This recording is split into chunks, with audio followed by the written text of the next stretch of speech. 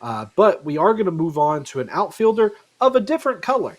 And what we mean by that, of course, is that he has skills that would complement Casey's in a lineup because they do have variant skill sets. And Reese, I'm curious if you want to tell us a little bit about Kevin Alcantara and how he can Yeah, help the Cub in the future.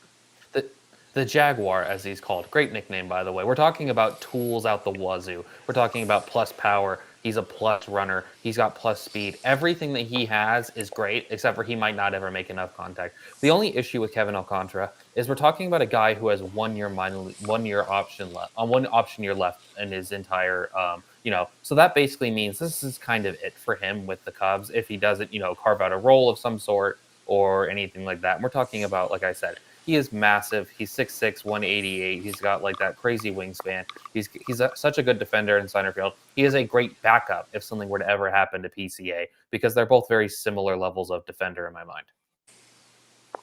Well said. Matt, you just a moment ago said that occasionally, and you've seen him in person. If the light is striking Kevin Alcantara just right, he looks like a future All Star. So I'm curious, can you dive into that and what you mean by that about Alcantara? Yeah, Reese kind of mentioned it. He's got every single tool in the bag. Like it's a plus speed. He looks good in center. He fills out the uniform well with the height, good frame to build into.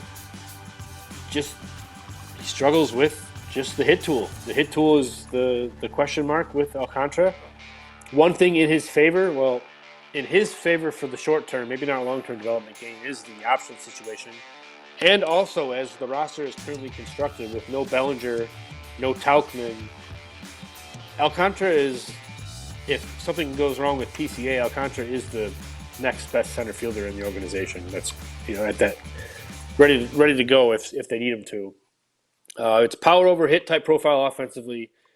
He's just an aggressive hitter, long limbs, which means longer bat path, right? Which means typically his strikeout rates are going to be a little bit higher, but it's only that, and it's also decisions. There's a lot of things to work on the hit tool, but if you take the hit tool out of the game, which unfortunately for him you can't, everything else is above average or to plus.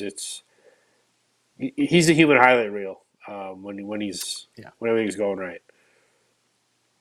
Absolutely. It is a shame because he has so many fantasy friendly traits and aspects to his game that it's going to be interesting to see exactly whether that hit tool does materialize for Alcantara. But I do think that this represents a really good buying opportunity because, again, the path to playing time for him in Wrigley this year is a little murky. So it's probably a good opportunity to reach out to the roster of Kelvin Alcantara and see whether you can acquire a Jaguar for your zoo of talent.